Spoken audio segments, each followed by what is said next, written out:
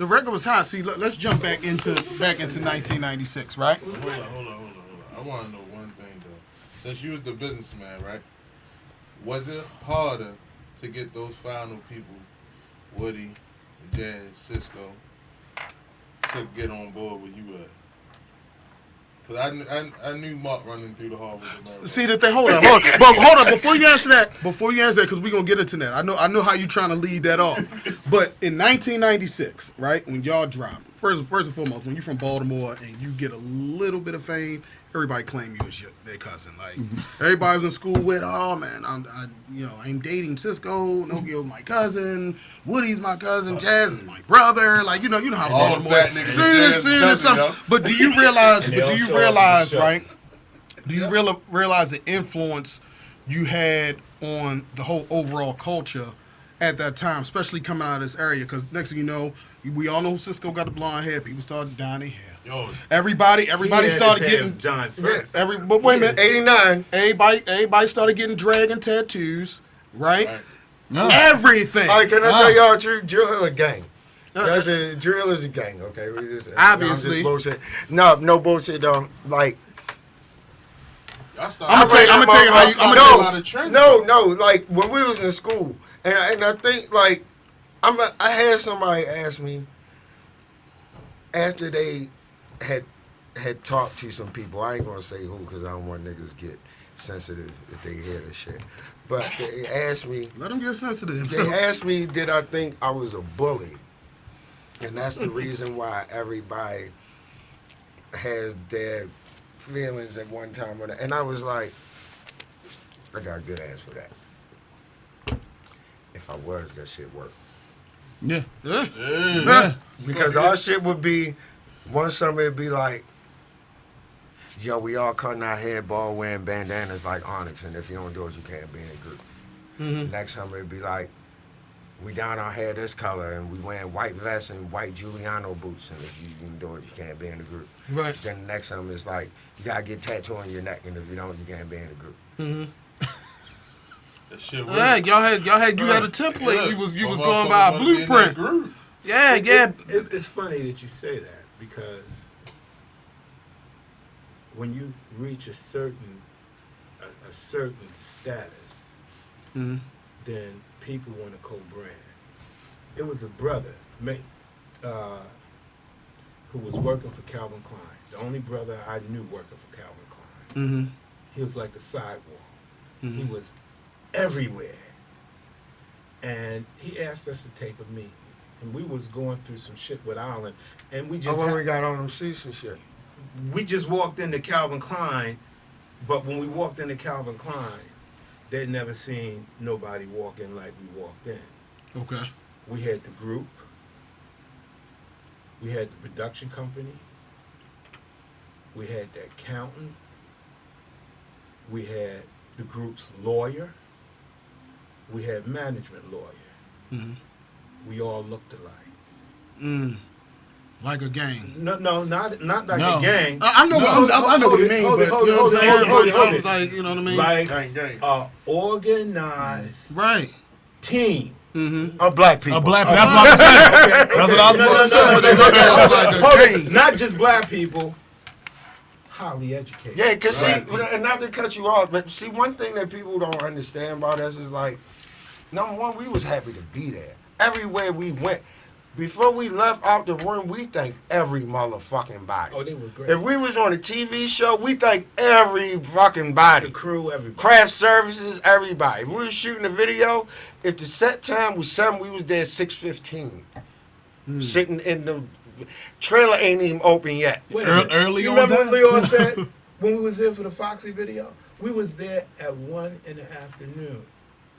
Foxy came 3 hours late to her video.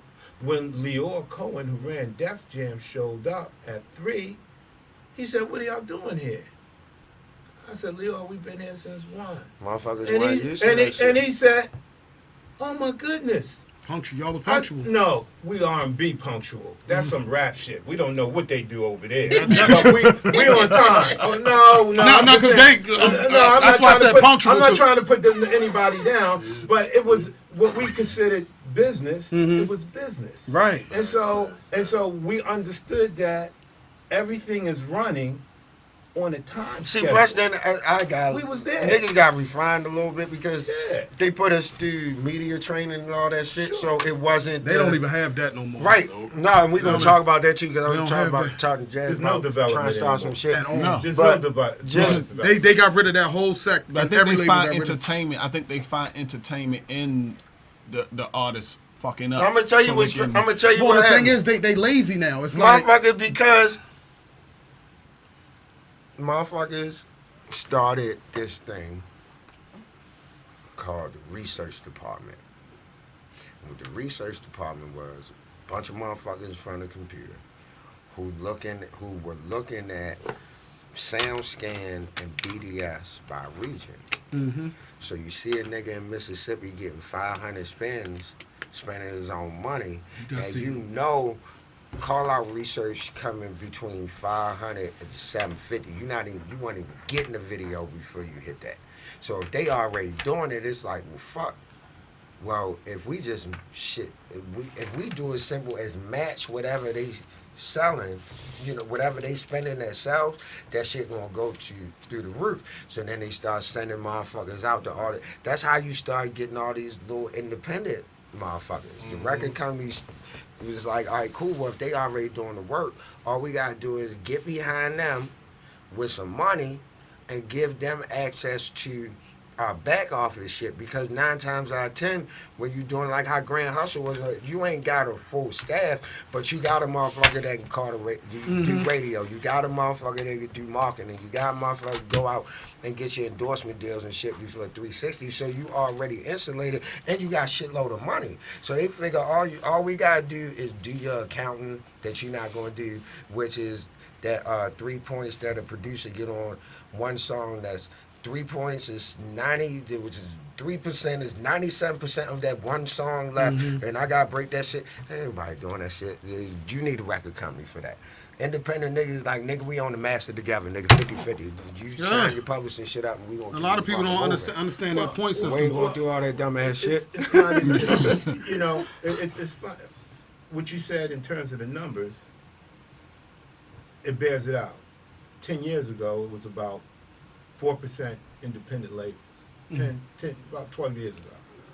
Now, it's like 28, 29% of independent. And it's because the way the communication is, you can go directly to the consumer, and you don't need anybody between you and the consumer. The thing that's crazy, though, is that during this whole time, they got rid of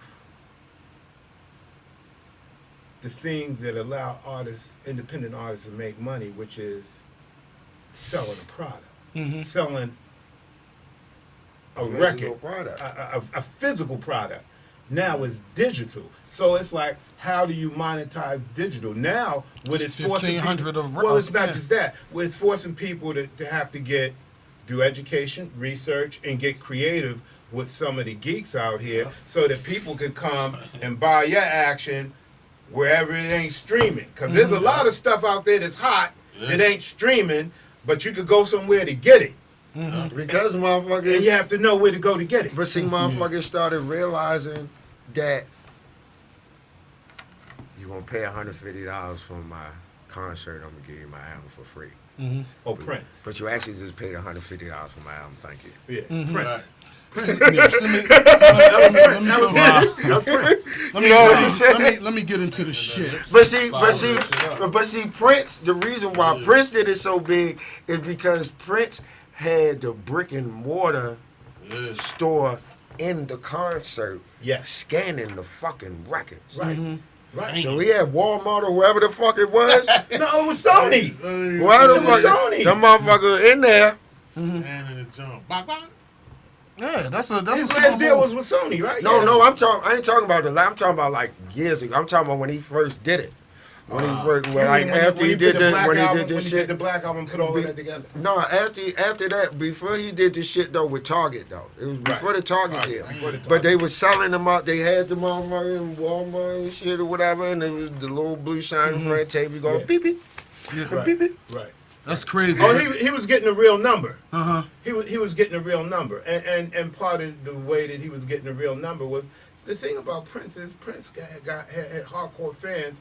They gonna come out and they working and they gonna pay. Prince was one of the very few black artists where you could go to his concert. Dru Hill was getting like that, where there's going to be 3 generations of people. See, Frankie Beverly and Mays, you see grandparents with their children and the grandchildren, and they all know the music. Man, motherfucker going down with oxygen, and I ain't being funny or nothing, but like 99-year-old grandma is like Trying to get what I got my backpack. I'm going to see Frankie Beverly. Yeah, that's Yeah. bad. But check this out, right? Huh? And real. Now let's get into the shits of what I didn't like with the Unsung, right? And this is where Conway's gonna come and throw his jab, right? There was a point. It was a point in the segment where Sisqo said y'all had to split a penny. Yeah. And for me, wait a minute, hold up. For me, right, dealing in music, dealing with artists, me and Flesh had these conversations. Me and Conway had these conversations. For me, I've had an artist want me to put their publishing in my name, and I wouldn't do it. Right? Because at the end of the day, I have to sleep at night. You know what I'm saying? Like, I'm not the creator of your music, right? And I didn't want to do that. I don't care what financial situation he was in where he couldn't do whatever he needed to do. I would not do it. But the thing that pissed me off, and we're going to get into hiring. You know what I'm saying? Hold up, though. Let's back up a little bit. Now, we had a conversation before we came on here that we're not going to go back into. I want you to just listen to what you just said. Right? Businessman rated, so. No, I got some because I know he want to talk about what he said on the camera. No, what I'm saying is, sometimes when you're telling a story, you're telling the story. Mm-hmm. Because, you know I love this shit, nigga. Right. Do you really think my educated, street smart, don't give a fuck ass woman sitting in some shit all them fucking years we was really splitting a penny, nigga? But that's why you here now. See, that's why you here. That's why you here explaining. I'm just saying, like, sometimes it's like you overtell the story to make a point. Mm-hmm. When if you just really say what it is, it's just as effective. Mm-hmm. Because instead of sensationalizing bullshit. It's just like, at the end of the day, let's say, and I'm just going to just use what would be standard numbers because I can't remember exactly what it is, all right, what it was. So let's say going in, initially, we might have got 12 points. Mm-hmm. And that was the production company's deal, which meant 6 for them. Mm-hmm. And then 6 for all us to split. That makes a little bit more sense. Mm-hmm. Now you got, whatever. So then let's say, though, when we got to the second album after blowing up, now you got somewhere from like 18 to 21%. Mm-hmm. Now here's the thing that people don't realize. So let's just take 20, just to you. So we got this 20% that we get, right? So we're gonna make 20% off or whatever. But as you can see with the number, the record company's gonna make 80%. Mm-hmm. Right now, you just think it'd be like 80-20, but no. They get their 80% off the rip. Mm-hmm. Our 20% come out the money we got to recoup. Right. So they make their money any motherfucking way. Mm-hmm. So plus they charge you another 20 for distribution. It's like, I don't give a fuck what you doing. And I mean, and you want to go deep in that, this one we still talking about physical sales. So they charge you whatever per motherfucking jewel case and every motherfucking thing else down the line. Then they sending out 200 to 300,000 in free goods that they still getting paid for, but they get written off as free goods. And then you still dealing with back in the day where you was dealing with CDs. So even if you shit 500,000, you had to wait for your number because 100,000 people might bring the fucking CD back. Right. Mm-hmm. Right. Absolutely, but they put it the way they try to sensationalize it. Of course, they made it seem like it was New Edition, like y'all got a scooter, like y'all got a scooter after tour. I'm gonna tell you what it got a came. scooter in the bike No, and man, shit. it wasn't like that, man. I mean, like for real, like I said, the deal was fucked up. You know what I'm saying? The deal with Hawk was fucked up. So that one, but we still like we weren't fucked up. I mean, like I put it like this. Let's say I'm in high school. I got a motherfucking record deal, and I got a job, and I'm getting $500 a week stipend. Nigga, I'm living like I'm still home. My mother ain't got no bills. Like that's $2,000 a month. There's something else that comes with that folks really don't see. Part of blowing up an artist or a group is if people really like the music and they want to see the act, they get the chance to see the act live. Now, guess what? The act ain't they're not breaking that money off with nobody except their manager. Right. And so that's a whole another pot of income and they understand, because when it gets to the point where the group becomes that successful and everybody would like that to happen, then record sales is background noise. Right. Trust me. When it gets to the point where people really want to see the group, and I remember when the money started to becoming somewhat outstanding just for a track day. Man, if the lovely. motherfucking record company, Nobody can. if Nobody you ain't was walking into looking the at record company with your album for them to license from you, you're gonna get ripped off. so when you see like a Jay-Z album and it say licensed and marketed by Atlantic, they ain't got no deal. That nigga said, and then I'm just throwing this out there as whatever, you can research all the technical part. This nigga basically like, if as an independent you're just gonna charge me 30% distribution, then all the fuckers you get there, you know what? I'm gonna give you that, because all the fuck you gonna do is market and distribute this album. And I'm gonna make this motherfucking 70% the way you make it, not the way these independent artists make it. Right. I'm getting the money that you taking my share, and I'm taking, we switching, nigga. Right. Right. Yeah. That's some Now real check shit. this out. Now early